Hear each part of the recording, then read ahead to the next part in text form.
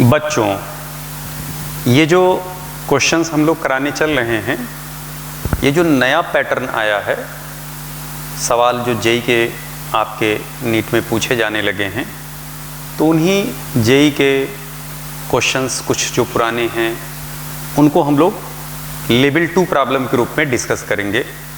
तो आइए उसी सीरीज में पहला क्वेश्चन हम लोग सॉल्व करते हैं। क्वेश्चन क्या है? The atomic weight of an element is Y ग्राम।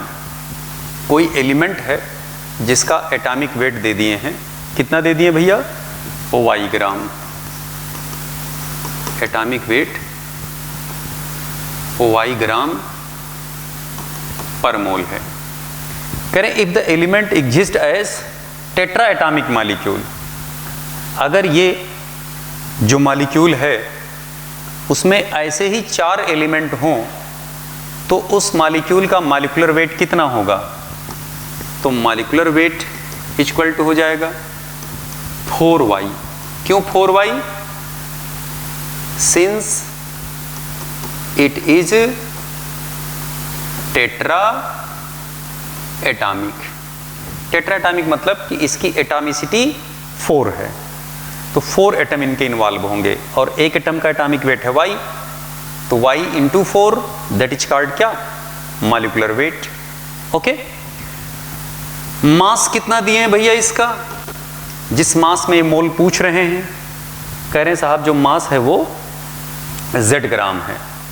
ठीक है, तो भैया ये z ग्राम इसका मास है। हमें अगर मोल निकालना है तो मोल निकालने का फार्मूला सबको पता है, मास अपान क्या होता है भैया? Molar mass. ओके, मास कितना दिए हैं? z, और मोलर मास कितना हो गया? 4y। ये 4y मोलर मास है, मॉलिक्यूलर मास है, और ये z मास है, मास अपान मोलर मास, z अपान 4y। अब ढूंढिए इस चारों ऑप्शन में कौन सा ऑप्शन सही होगा। ओके, कहाँ पे z अपान 4y है? तो z अपान 4y बी ऑप्शन में करेक्ट है। कोई दिक्कत किसी को? आइए जरा अगले क्वेश्चन की तरफ चलते हैं भैया हम लोग। कह रहे wait of an atom of triatomic gas is x ग्राम। कोई ट्राइटॉमिक गैस है, उसका मास कितना दे दिए हैं? x ग्राम। कह रहे हैं weight of an atom of triatomic gas. ठीक है, triatomic gas is x gram. ठीक है, कह रहे calculate number of gram molecule in y kilogram of gas. सबको ये बात पता है कि weight upon molecular weight equal to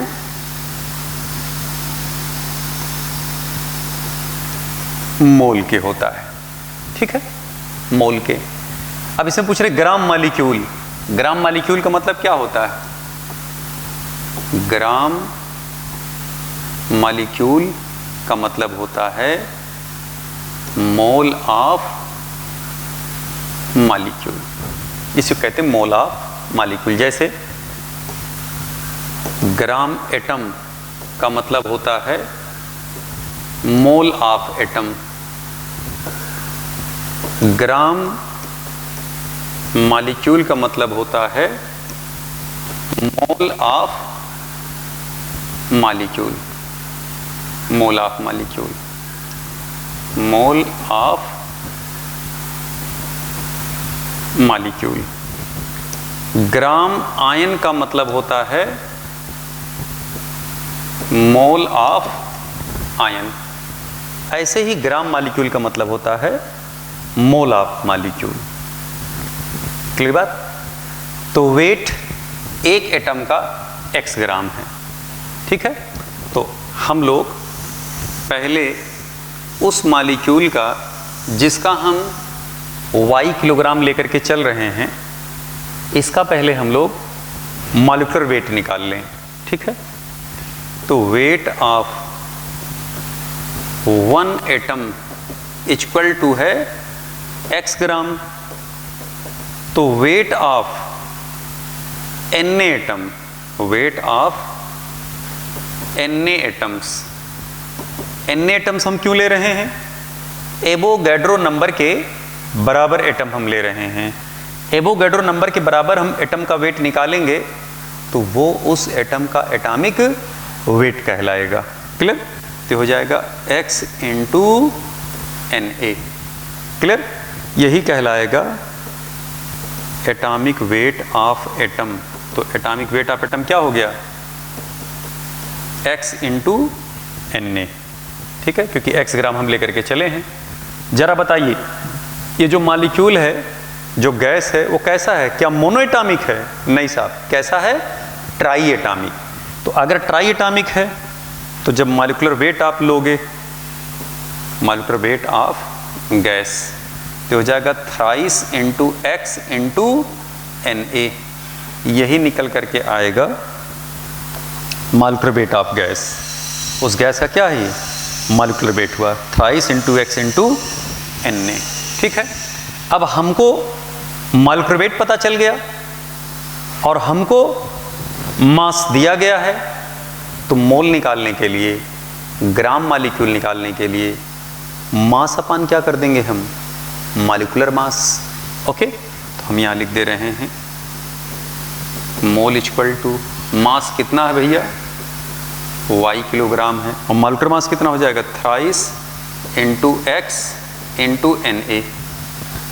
चूंकि ये किलोग्राम में है, हमें इसको ग्राम में रखना होगा।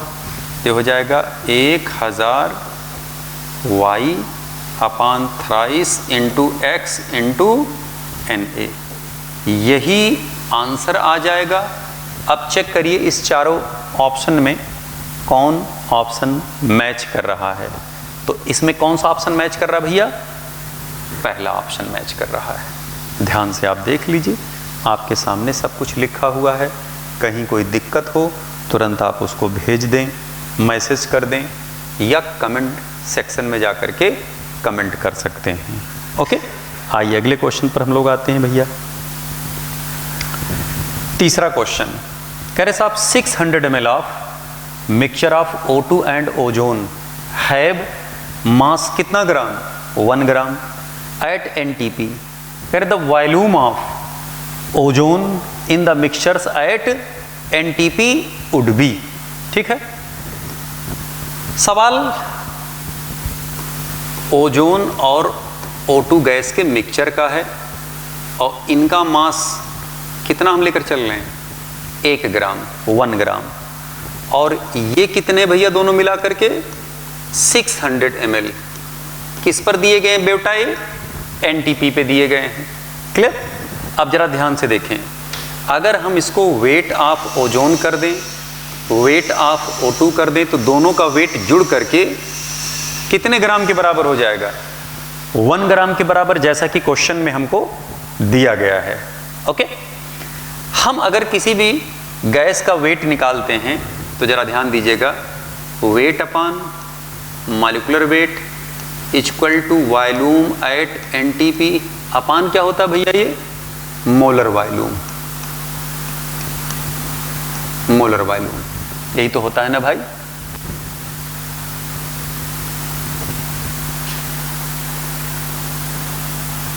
Molar volume. ठीक है, अब जरा ध्यान दीजिएगा, यहां पर हमको वेट निकालना है। जो गैस ये है इसका हमको क्या रखना है? वेट रखना है। तो जब आप वेट निकालोगे तो ये हो जाएगा वॉल्यूम अपान मोलर वॉल्यूम इनटू क्या होगा? Molecular weight. तो हम गैस के वेट को वॉल्यूम के टर्म में रख रहे हैं। क्लियर? अब जरा बताइए इसका वॉल्यूम हम कितना मान ले रहे हैं? x ml। तो ये कितना हो जाएगा? 600 माइनस x ml। तो ये हो जाएगा x अपान 22,400 इंटू इसका मॉलिक्यूलर वेट ओजोन का 48 होगा, प्लस इसके स्थान पर हम लिखेंगे 600 माइनस x अपान 22,400 इंटू O2 का मॉलिक्यूलर वेट कितना हो जाएगा? 32 इक्वल टू कितने का आ जाएगा? 1। अब यहां पर हम 22,400 LCM ले लेंगे।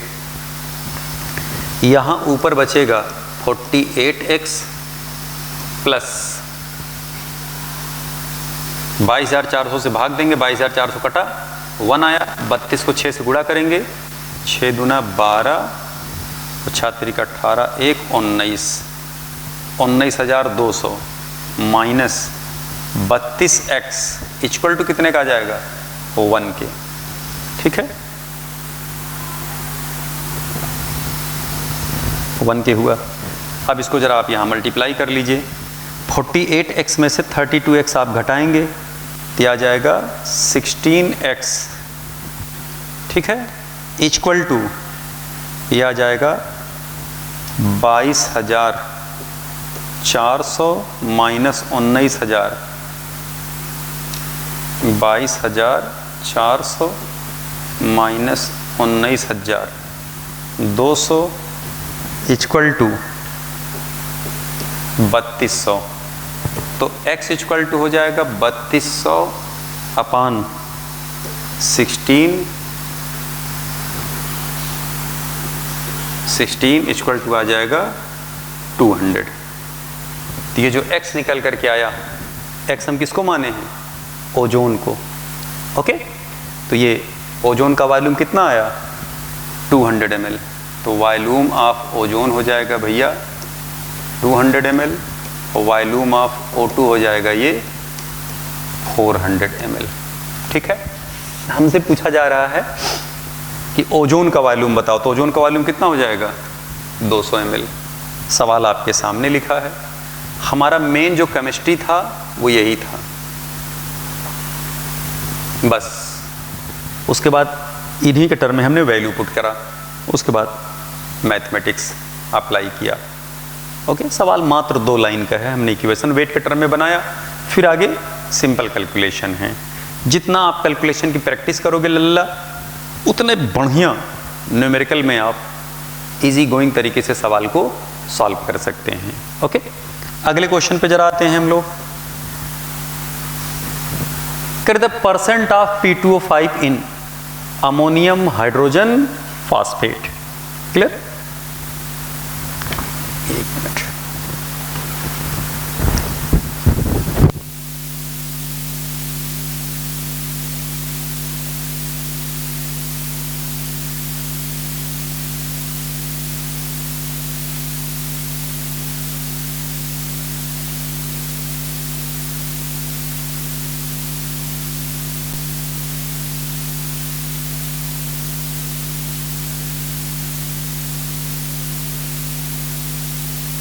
हमको P2O5 का परसेंटेज निकालना है डाई अमोनियम हाइड्रोजन फॉस्फेट से।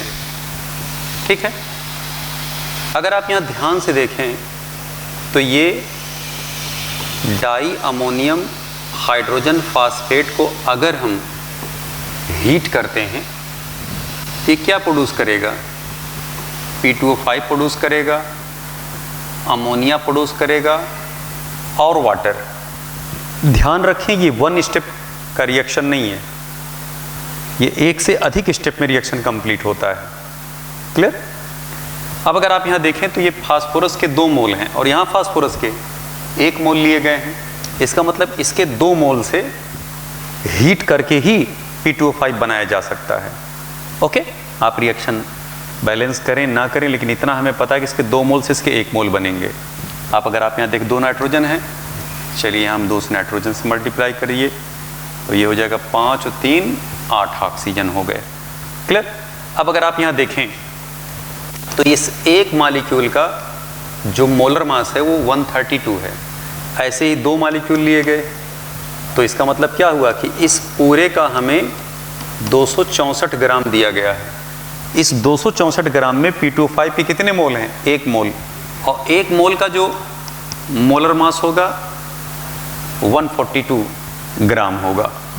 ठीक है, हमसे परसेंटेज पूछा जा रहा है कि P2O5 का परसेंटेज कितना होगा इसमें। तो इसके लिए हम क्या करते थे, जिस कंपाउंड का या जिस पार्टिकल का परसेंटेज ज्ञात करना होता था, उस पार्टिकल का हम मोलर मास रखते थे इनटू उसकी कितनी संख्या x ऑफ P2O5 हो जाएगा अपॉन टोटल मास इंटू 100। अब जरा आगे देखें, मोलर मास इसका कितना हो जाएगा 142। कितनी संख्या P2O5 का है 1। टोटल मास कितना हो जाएगा भैया 264, ऊपर हो जाएगा 100। जब आप इसको सॉल्व करेंगे 53.78% निकल कर आएगा, जिसमें ऑप्शन सेकंड करेक्ट होगा। आपके सामने सवाल है, सवाल देख सकते हैं। अगर आप डायरेक्ट ऐसे देखते तो इसमें आपको P2O5 ना मिलता। ऐसे कंपाउंड्स के केस में हम लोग क्या करते हैं, हीट कर लेते हैं कंपाउंड को, हीट करके ही उसमें से प्राप्त करते हैं कि गिवन स्पीसीज कितना % उसमें मौजूद था। क्लियर। ऐसे ही कुछ क्वेश्चन देखिए ऐसे भी पूछे जाते हैं, जैसे हम आपसे कहें कि भैया कैल्शियम कार्बोनेट में बताइए कार्बन डाइऑक्साइड का % कितना है। तो कैल्शियम कार्बोनेट को आप क्या कर दोगे, हीट, कैल्शियम ऑक्साइड बना और कार्बन डाइऑक्साइड बने। जब आप CO2 का % निकालोगे तो जरा बताइए मोलर मास इसका कितना हुआ 44। कितने मोल जनरेट हुए 1, और इस पूरे का मास 100 इंटू 100 क्या हो गया कैंसिल। अगर आपसे कोई पूछे कि बताइए कैल्शियम कार्बोनेट में कार्बन डाइऑक्साइड कितना है, तो क्या इसमें कार्बन डाइऑक्साइड दिखाई पड़ रहा है, नहीं साहब नहीं दिखाई पड़ रहा है। हमने जब % ज्ञात किया तो पता चला कितना निकला 44%। तो ऐसे आप इस सवाल को भी सॉल्व कर सकते हैं, बिल्कुल हूबहू इसी टाइप के क्वेश्चंस हैं। ओके, अगले क्वेश्चन पर चलते हैं हम लोग, 6वें सवाल पर। सवाल क्या है, कह साहब अगर डेंसिटी 0.63 ग्राम पर सीसी किसी एलिमेंट की दे दी जाए और इसका एटॉमिक वेट हो 63, कह रहे then the radius of that atom in centimeter में रेडियस कितनी होगी। ठीक है, अब जरा ध्यान से देखें, सबको ये बात पता है कि डेंसिटी इक्वल टू क्या होता है, मास अपान वॉल्यूम। जरा बताइए क्या हमें एलिमेंट का मास दिया गया है, नहीं साहब, हमें एलिमेंट का मोलर मास दिया गया है। मोलर मास का मतलब कितने मोल का मास, 1 मोल का मास। ठीक, तो आप कह सकते हैं mass of 1 mole upon volume of 1 मोल।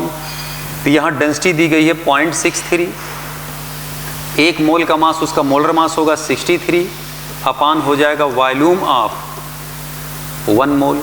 इसको जब आप सॉल्व करोगे तो वॉल्यूम ऑफ 1 मोल कितना निकल करके आएगा 100 सेंटीमीटर क्यूब। यानी आप ऐसे कह सकते हैं कि volume of Na atoms equal to हुआ 100 सेंटीमीटर क्यूब के। Na एटम मतलब 1 मोल का मतलब कितना एटम हो गया Na एटम्स। एवोगैड्रो नंबर के बराबर एटम को ही हम लोग कहते हैं 1 मोल एटम। तो यानी 1 मोल में या Na एटम में 100 सीसी वॉल्यूम था। ठीक है, तो वॉल्यूम ऑफ 1 एटम कितना हो जाएगा भैया, तो 1 एटम के जब आप वॉल्यूम निकालेंगे तो 100 अपान क्या हो जाएगा Na, और 1 एटम का वॉल्यूम क्लियर, ठोस गोला अगर हम उसको मान करके चलें तो 4/3 पाई r क्यूब के होगा 100/Na। ठीक है, अब अगर हम 3 को यहां मल्टीप्लाई करें, r क्यूब को यहीं रहने दें और 4 पाई को नीचे कर दें, तो जरा देखना इधर, ये हो जाएगा r cube equal to 300 upon 4 pi Na। तो r इक्वल टू क्या हो जाएगा 3/4 पाई Na का पावर 1/3। ध्यान से गौर से आप देख लें, यही आंसर आना चाहिए। अब इसमें ढूंढिए कोई ऑप्शन मैच कर रहा है, यस, इसमें सी ऑप्शन मैच कर रहा है भैया, सी ऑप्शन इससे मैच कर रहा है।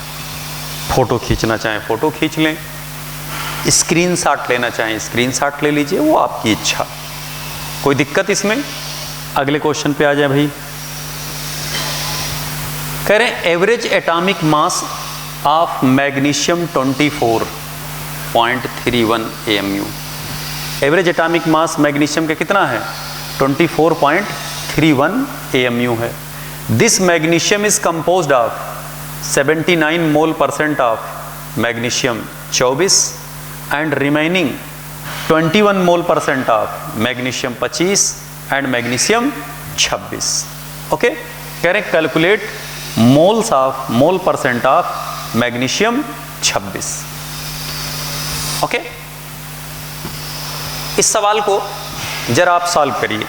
हम आपको 30 सेकंड का टाइम देते हैं, सवाल सॉल्व करिए। चलिए,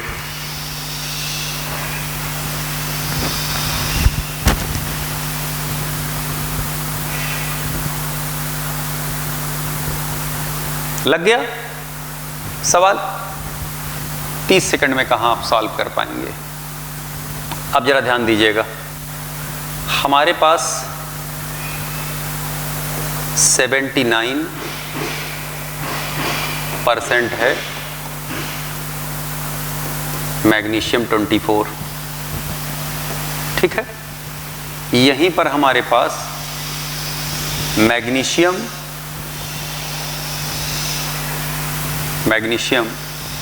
ये 24 है, 24 और मैग्नीशियम 25 है, और दूसरा क्या है? मैग्नीशियम 26 है। अब अगर ये 79% हुआ तो ये कितना टोटल हुआ? 21%। इसमें हमको बताना किसका है? 26 का मोल % बताना है। तो अगर हम इसको x% मान लें, ध्यान दीजिएगा, तो ये कितना हो जाएगा? 21 माइनस x%। क्यों? क्योंकि भाई दोनों 21% हैं। भाई 100 मोल में अगर ये 79 मोल है तो ये टोटल कितने हुए? 21 मोल। तो अगर इसमें 21 मोल में हम x% इसको मान लेते हैं, कितना हो जाएगा? 21 माइनस x% या 21 माइनस x मोल। तो हम फार्मूला पढ़ते हैं कि average mass, average atomic mass equal to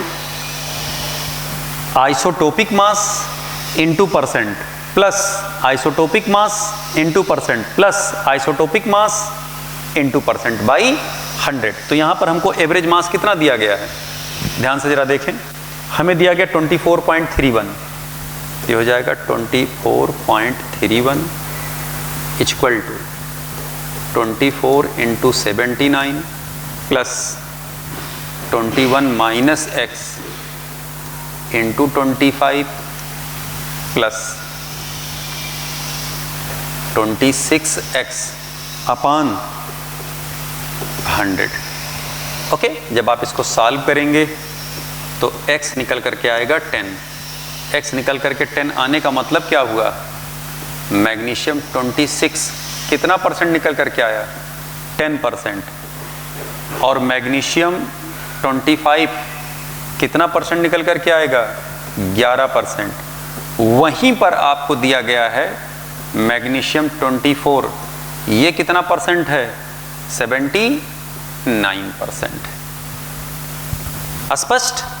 ये पूरा आपका कंपोजिशन निकल करके आया। हालांकि इसमें हमको मैग्नीशियम 26 का % बताना है, तो मैग्नीशियम 26 का % कितना आ जाएगा बेटा? ये 10%। स्पष्ट? आइए जरा अगले क्वेश्चन पे हम लोग आते हैं बेटा। करिए mixtures of methane and ethene in the mole ratio of x:y%, y has the mean molecular mass, clear, equal to 20. What would be the mean molecular mass of mixtures of the same gases present in the ratio y:x? जरा सवाल समझने की कोशिश करिए। देखें जरा इधर, हमें पहले x% दिया गया है मीथेन 16 और y% हमें दिया गया है। इथेन है कि इथीन? इथीन।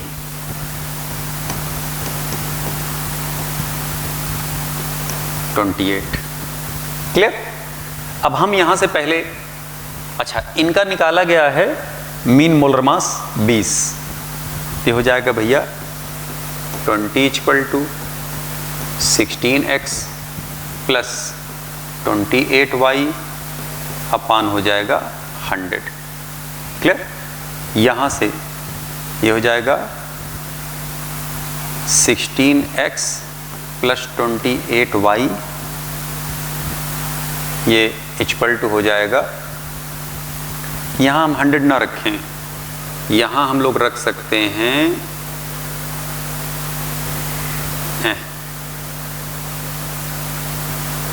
ये जब से बेटा ना अपडेट हुआ है हमारा ये सिस्टम, तब से गाना कुछ और गाने लगा है। ये x प्लस वाई कर दे रहे हैं, x प्लस वाई, ठीक है, क्योंकि दोनों जुड़ करके ही तो 100 होगा। हम x और y के टर्म में वैल्यू निकालना चाह रहे हैं, तो 20 से हम मल्टीप्लाई कर दीजिए, ये हो जाएगा 20x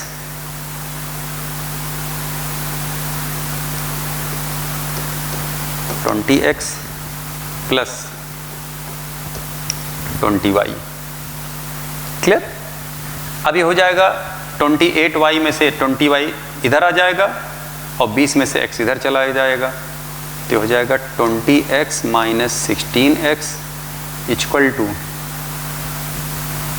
28y माइनस 20y, यानी हो जाएगा 4x इक्वल टू 8y के, यानी x इक्वल टू किसके हो जाएगा? 2y के। यहाँ हम x को y के टर्म में निकाल लिए। क्यों ऐसा कर रहे हैं? क्योंकि अगले केस में यही परसेंटेज जस्ट रिवर्स हो जा रहा है, तो हो जाएगा y%।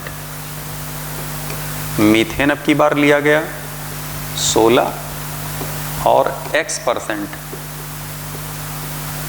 C2H4 लिया गया 28। ठीक, अब की बार क्या होगा? हमें मीन मोलर मास नहीं पता, तो हम लिख रहे हैं mean molecular weight equal to हो जाएगा 16y plus 28x upon x plus y। ध्यान रखिएगा, अब इस x के स्थान पर हम 2y रखेंगे, तो हो जाएगा 16y प्लस 28 इंटू 2y अपान 2y प्लस y। ठीक है, अब हम यहाँ क्या करेंगे? y कॉमन ले लेंगे, y ऊपर नीचे क्या हो जाएगा? कैंसिल, ये हो जाएगा 28 दूना 56, 16 प्लस 56 अपान 3, 72/3, ये निकल के आ जाएगा 24। तो इसमें आंसर हमारा कौन सा हो जाएगा भैया? थर्ड ऑप्शन करेक्ट हो जाएगा। ओके, अगले क्वेश्चन पे जरा आ जाइए। सवाल दिए हैं 8वां, कह रहे 116 milligram of a compound on vaporization in a Victor Meyer's apparatus. Victor Meyer apparatus होता है एटॉमिक वेट ज्ञात करने का, ये सब पुराने मेथड हैं।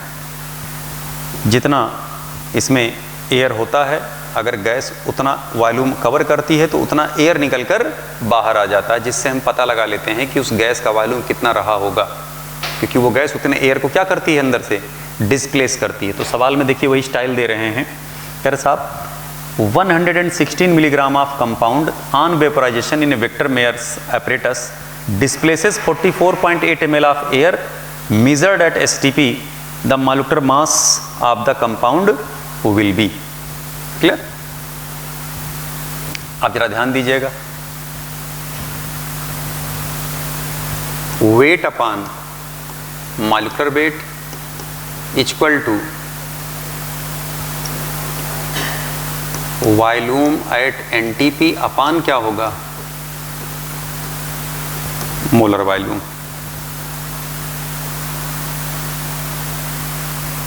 मोलर वॉल्यूम, ठीक है।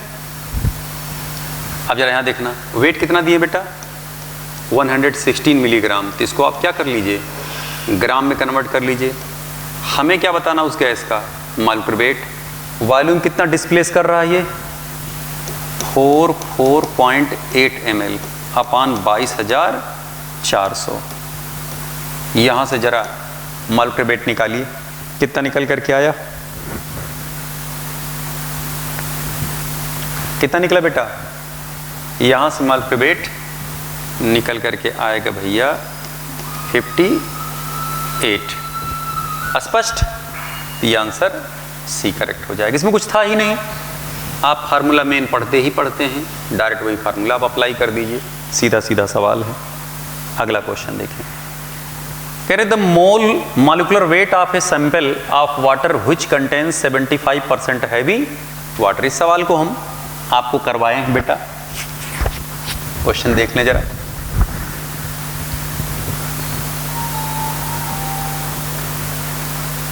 %75 D2O है, तो इसी में 25% कौन मौजूद होगा, नॉर्मल वाटर। इसका मोलर मास होगा 20 और इसका मोलर मास होगा 18। क्लियर। तो जब आप इसका एवरेज मॉलिक्यूलर वेट निकालेंगे, ठीक है, एवरेज, तो मोलर मास इनटू परसेंटेज यानी एबंडेंसी, तो हो जाएगा 20 इंटू 75 प्लस 18 इंटू 25 अपान 100। ये सॉल्व करेंगे 119.5 निकल करके आएगा। आंसर इसमें डी करेक्ट हो जाएगा। तरीका इसके और भी थे लगाने के, जैसे सवाल में ये आपको 75% दे दिया गया है, 75% बाई मोल मान करके चलिए आप, ठीक है। तो हो जाएगा 75 अपान 100 इंटू 20, ये D2O हुआ, प्लस 25 अपान 100 इंटू 18, ये कौन हुआ, H2O। ये निकल करके आएगा मॉलिक्यूलर वेट मिक्सचर का। यही सॉल्व कर लेंगे, 119.5 निकल करके आ जाएगा। या इसी को आप ऐसे कर सकते थे, एक और तरीका था लगाने का, molecular weight of mixture equal to M1x1 plus M2x2। M1 मतलब हैवी वाटर जिसका मोलर मास हो गया 20, इंटू 75 मोल है ना 100 मोल में, तो 75 अपान 100 कितना हो जाएगा, 0.75 मोल फ्रैक्शन। ये हो गया 18 इंटू 0.25 मोल फ्रैक्शन, 119.5। ये निकल करके भैया आएगा। क्लियर। तो पहला मेथड, दूसरा मेथड और ये तीसरा मेथड, तीनों मेथड से सवाल को हम लोगों ने सॉल्व किया भैया। ओके, अगले क्वेश्चन पे जरा आ जाए। कर the amount of bromine used to convert 4.7 gram of phenol into 246 tri bromophenol. Molecular weight इसका कितना दे दिए हैं, 94। क्लियर। ये है फार्मूला। क्लियर। इसमें अगर आप लगाना चाहेंगे इसको, तो आप, ये है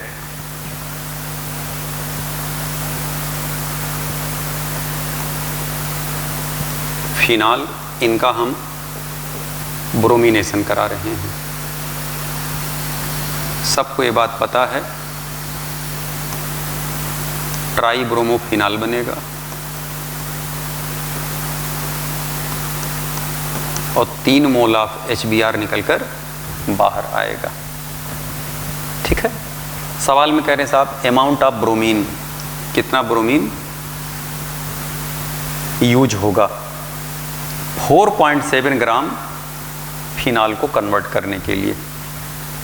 तो इनका मोल मोल मेथड से इक्वेट करिए, तो हो जाएगा 3 कोफिशिएंट है ना, तो 1/3 moles of bromine equal two moles of phenol के। क्लियर। और फिनॉल कौन सा, ये होगा C6H5 OH। ये हो जाएगा 1/3 × इसका वेट दिए हैं, अच्छा वेट पूछ रहे हैं इसका हो जाएगा ब्रोमीन का, एक ब्रोमीन का कितना होता है 80, तो 2 ब्रोमीन हो जाएंगे 160 इक्वल टू इसका वेट कितना दिए हैं 4.7। ये बल्कि 160 के बजाय आप यहाँ इसे सीधे लिख दें, मॉलिक्यूलर ऑफ ब्रोमीन, यहाँ हो जाएगा मॉलिक्यूलर ऑफ फिनॉल। यहाँ से आपको क्या निकालना है वेट। क्लियर। अब इसमें आप वेट निकाल के चेक कर लीजिए कौन सा आंसर आ रहा हो, क्योंकि इसका हमें याद नहीं है, और फिर अभी निकालेंगे तो भी लंबा पूरा फिनाल का मॉलिक्यूलर वेट निकालो, सब पूरा जोड़ेंगे, लगा लेंगे, सवाल सॉल्व कर लेंगे। अगले क्वेश्चन पे आ जाएं। कह रहे H2 gas has pressure 200 mm, react with O2 gas, pressure कितना 500 mm, to form water, water बना रहे हैं कर साहब, final pressure after reaction, reaction के बाद फाइनल प्रेशर आपको बताना है बेटा। क्लियर। ये है H2, O2 से रिएक्शन करेंगे, 2 मोल ऑफ H2O का फॉर्मेशन हो रहा है। कोई दिक्कत? कोई दिक्कत नहीं साहब। यहां पर प्रेशर इसका कितना है 200 mm, और O2 का प्रेशर कितना है 500 mm। अगर यहां वॉल्यूम कांस्टेंट है तो जरा PV इक्वल टू क्या होता है nRT के। जब वॉल्यूम कांस्टेंट, टेम्परेचर पहले से कांस्टेंट और पहले से कांस्टेंट, तो प्रेशर किसके प्रोपोर्शनल हो जाएगा मोल के। तो 200 मोल हम इसको मान सकते हैं, 200 प्रेशर को 200 मोल मान सकते हैं, 500 प्रेशर को 500 मोल मान सकते हैं। ओके। अगर हम कोफिशिएंट के अकॉर्डिंग बात करें तो अगर हम देखें तो 2 मोल इसके 1 मोल से रिएक्शन कर रहा है, यानी जितना हम H2 लेंगे उस H2 का आधा ही तो O2 रिएक्ट करेगा। तो 200 मोल अगर हम लेके चल रहे हैं तो इसके 100 मोल से रिएक्शन करेगा, यानी 200 mm अगर हम H2 ले रहे हैं प्रेशर, तो हमें 100 mm O2 प्रेशर चाहिए। तो अगर 200 है इसके 100 से रिएक्शन करेगा, इसका बचेगा कितना 400 mm O2 रिमेन्स। ये तो लिक्विड बन गया ना बेटा, इसका प्रेशर क्या हो जाएगा 0। ये खत्म हो गया, इसका प्रेशर क्या हो गया 0। यानी जो हमारा फाइनल मिक्सचर बन करके आ रहा है भाई, H2 और O2 जब रिएक्ट कर रहे हैं किसी सिस्टम में तो H2 पूरा खत्म हो गया, और H2 और O2 रिएक्ट करके पानी बना ले रहे, पानी का भी कोई प्रेशर नहीं होगा, तो बचा कौन सा गैस O2 बचा, और O2 कितना mm बच रहा है 400 mm। आखिरी या रिमेनिंग प्रेशर रिएक्शन के बाद कितना निकल के आ जाएगा ही 400 mm निकल करके आ रहा होगा। क्लियर। ये है पिक्चर भैया। आइए अगले सवाल पे जरा हम लोग आते हैं। कह रहे हैं A, B, C, D और 4E 5F।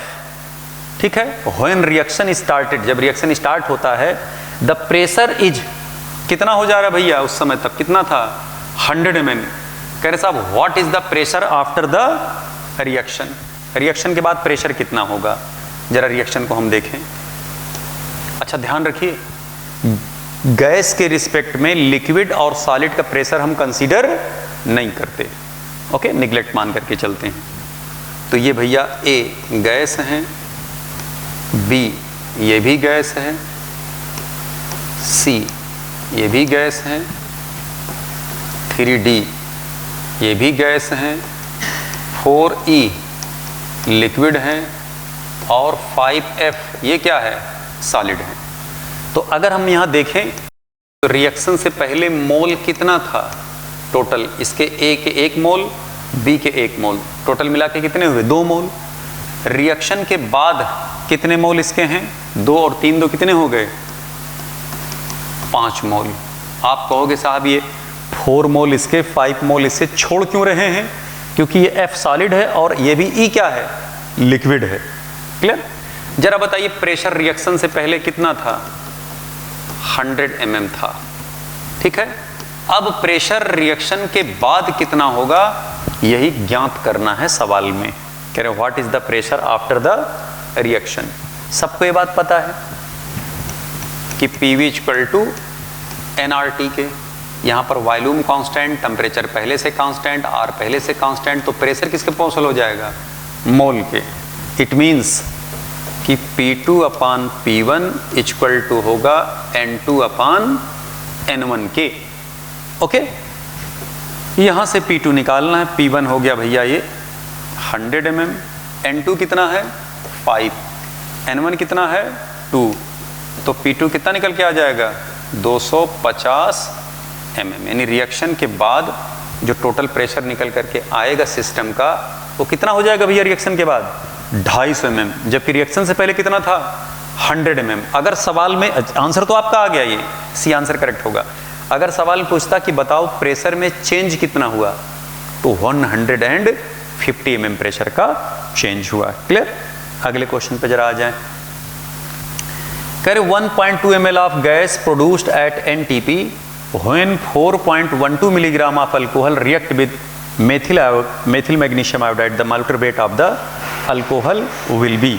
इसका molecular weight कितना निकल कर आ रहा होगा, ये आपको भैया यहां पर बताना है। क्लियर? तो यहां पर अगर आप देखें इसमें ये है 1.2 ml gas produced at NTP। ठीक है, पहले हम रिएक्शन जरा देख लें। ये है CH3 MgI और इनका रिएक्शन किससे कराया जा रहा है बेटा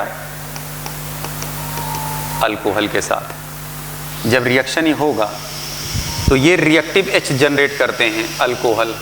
अभी आगे आपको ऑर्गेनिक में बताया जाएगा या बताया गया होगा।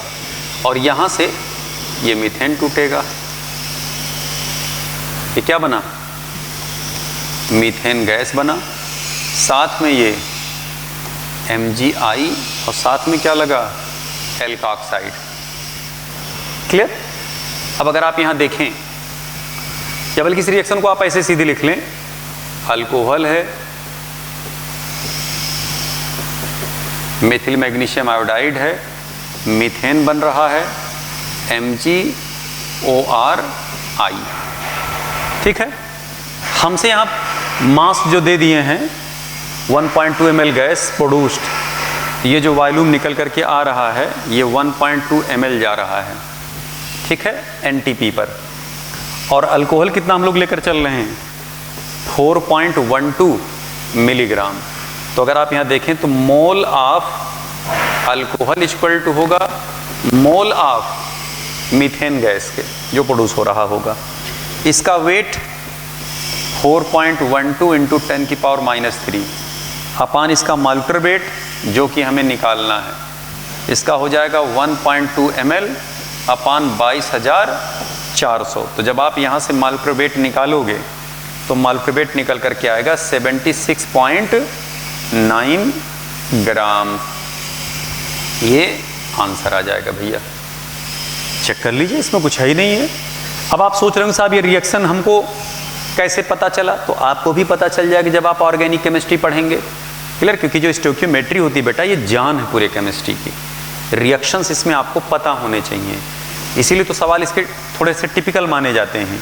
अब अगर आपको नहीं पता है कि अल्कोहल रिएक्टिव H देता है और वही रिएक्टिव H ग्रिग्नॉर्ड रिएजेंट के R एल्काइल ग्रुप इससे रिएक्शन करता है तो आप फंस जाएंगे। इसलिए ऐसे सवाल थोड़े टिपिकल माने जाते हैं, क्योंकि इसमें हमें रिएक्शन भी पता होना चाहिए और प्लस मोल मेथड या ग्राम इक्विवेलेंट मेथड या मिली इक्विवेलेंट मेथड या POAC मेथड भी हमें पता होना चाहिए सवाल सॉल्व करने के लिए। क्लियर? अगले क्वेश्चन पे जरा आ जाए भैया। कह रहे हैं air contains approximate 21% of O2, then the volume of air required to oxidize 210 ml of SO2 into SO3 each. Clear? ये है SO2, अगर ये O2 से रिएक्शन करेगा तो क्या बनाएगा, ये SO3 बनाएगा।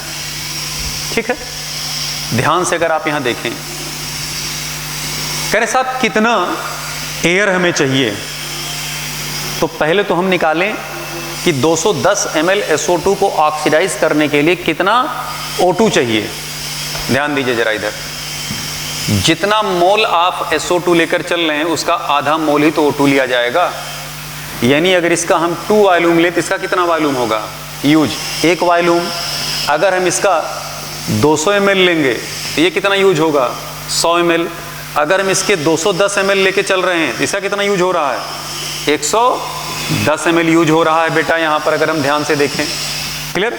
यानी O2 हमें कितना लेना पड़ रहा है, 110 ml। अब जरा ऐसे देखें आप कि 21 ml O2 for 21 ml O2 the required air कितना, 100 ml। इसी तरह से 110 ml O2 के लिए रिक्वायर्ड एयर कितना होगा, ये हो जाएगा 100 अपॉन 21 इंटू 110। ये तो निकल कर क्या है ना बेटा। अब जरा बताइए कितना निकल कर क्या है भैया, ये यहाँ पर जरा सॉल्व करिए। 21 100 अपॉन 21 इंटू 110 कितना निकल के आ जाएगा, बताए 300 ml आ रहा है कि 200 ml आ रहा है कि 600 ml आ रहा है, कितना निकल कर क्या आ रहा है भाई, बोले जल्दी से भाई। ये 11 दूना 22 2 लगभग कितना निकल के आ रहा होगा, 20। अरे भाई 20 पंचे 100 कर दीजिए, ठीक है, 20 पंचे 100, 5 के आसपास से जा रहा होगा तो 5 से अगर आप मल्टीप्लाई करें तो आ जाएगा 0 11 पचे 55, 550 ml। आंसर अप्रॉक्स कितना निकल के आ रहा है, 500 ml, जबकि एग्जैक्ट में कितना निकल के आना चाहिए, 500 ml निकल कर आना चाहिए। क्लियर बात, स्पष्ट। भैया आप ऐसे देखिए कि 210 ml ही तो हम लोग लेकर के चल रहे हैं। 210 ml SO2 के लिए कितना ml हमें O2 चाहिए होगा, 110 ml, ठीक है। 21 ml O2 के लिए हमें कितना एयर लेना पड़ेगा, 100 ml। तो 110 ml O2 के लिए हमें कितना एयर लेना पड़ेगा, 550 ml। तो नियम से यहाँ पे 500 ना होकर कितना होना चाहिए, अप्रॉक्सीमेटली 550 ml। स्पष्ट। अगला क्वेश्चन जरा देखें भैया,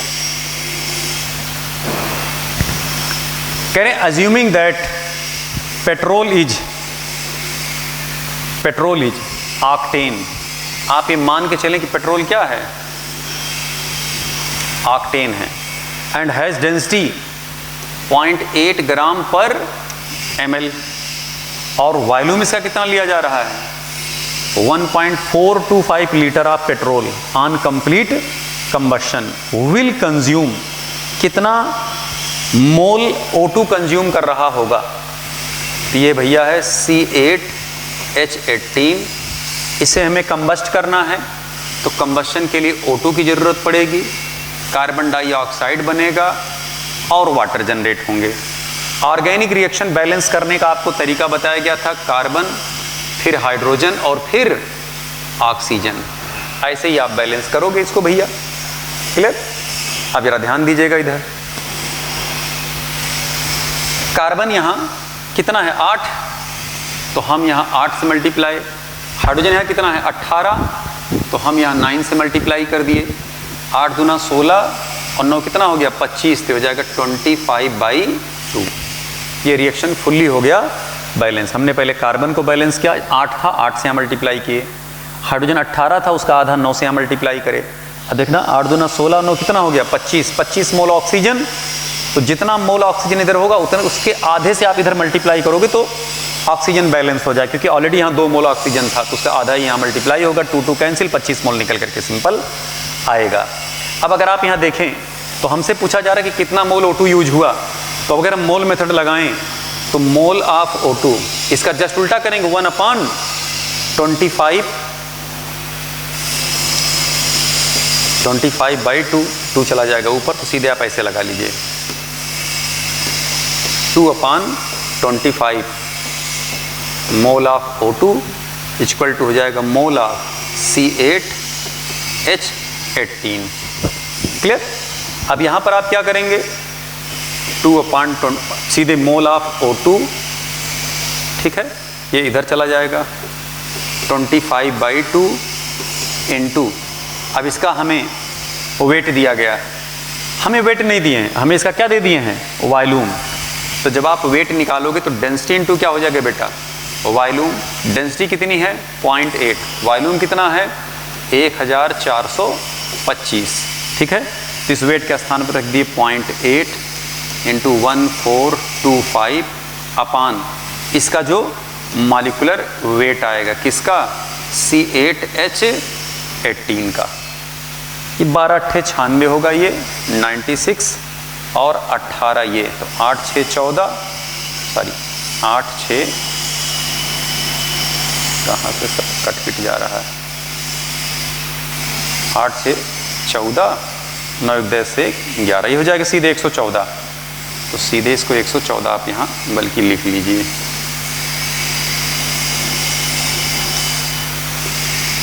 ये 114, ठीक है।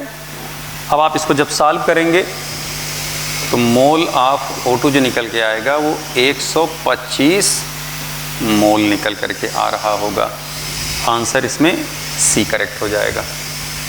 क्लियर, ये सब सवाल बच्चे पूछ करके गए हैं बेटा, सब याद है। क्लियर, अगले क्वेश्चन पे जरा आ जाए। NaH2PO4 solution treated with ammonium ion and magnesium ion. अब देखिए Mg+2 ये ऊपर होना चाहिए था, गलती से टाइपराइटर महोदय यहाँ नीचे कर दिए हैं, तो ये ऊपर मानकर आप चलिएगा। ये जो है ये है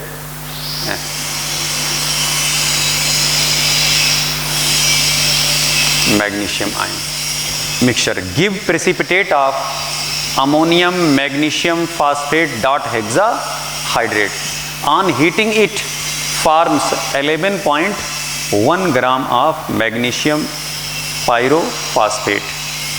The weight of sodium hydrogen phosphate was present in original solution will be। Clear बात।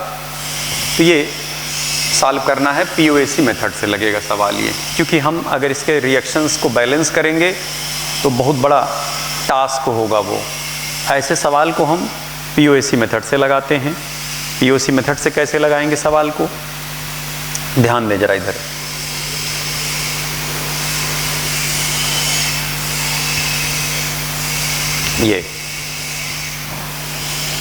ये है NaH2PO4 sodium hydrogen phosphate solution को रिएक्ट कराया जा रहा है किससे, अमोनियम आयन, और किससे रिएक्शन कराया जा रहा है, मैग्नीशियम आयन, ठीक है।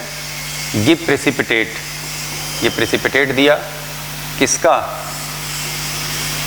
Ammonium magnesium phosphate dot hexahydrate. पुनः इसको क्या किया गया, हीट किया गया। ये बनाया क्या, Mg2P2O7, ठीक है। हम लोग यहाँ पर जब लेकर के चले थे तो यहाँ पर फास्फोरस कितना था 1, और यहाँ पर जब लेकर चले तो यहाँ फास्फोरस कितना था 2, ठीक है, क्योंकि P ही कॉमन है। ऑक्सीजन पे लगाइएगा नहीं, मैग्नीशियम कॉमन है नहीं, सोडियम कॉमन है नहीं, जो कॉमन होगा उसी पर अप्लाई होगा। तो अप्लाई POAC किस पर लगा रहे हैं हम लोग, फास्फोरस पर। कितना मोल फास्फोरस के, 1, तो हो जाएगा 1 into mole of NaH2PO4 equal to कितने P हैं 2, 2 into mole of Mg2P2O7। Clear. अब जरा ध्यान दीजिएगा, इसका हमसे वेट पूछा जा रहा है, इसी का तो वेट पूछा जा रहा है ना। कह रहे साहब the weight of NaH2PO4 sodium hydrogen phosphate present in the original solution. तो इसका वेट अपान इसका मॉलिक्यूलर वेट हो जाएगा 23, 2 फास्फोरस का 31, ये हो जाएगा 64। तो 3 2 5 1 6 4 10 के 0, 7 3 10 2 12, ये हो जाएगा 120 इक्वल टू हो जाएगा ट्वाइस इंटू इसका वेट कितना दे रहे हैं भैया कितना ग्राम में बना रहा है? प्रेसिपिटेट सोल्यूशन ट्रीटेड विद इतना mixtures give precipitate of this on heating it forms 11.1। इसका माल्कोबेट हो जाएगा 222, चेक कर लीजिएगा, ठीक है। अब यहाँ से आप काट दीजिए, ये हो जाएगा 111, इनको काट दीजिए यहाँ से, ये हो जाएगा 0.1, यानी वेट कितना हमारा निकल करके आ जाएगा? और वेट आ जाएगा 120 को 0.1 से मल्टीप्लाई कर देंगे तो आ जाएगा सीधे 12 ग्राम आंसर। इसमें ऑप्शन कौन सा करेक्ट हो जाएगा? सेकंड ऑप्शन करेक्ट हो जाएगा। क्लियर? अगले क्वेश्चन पे आ जाएं।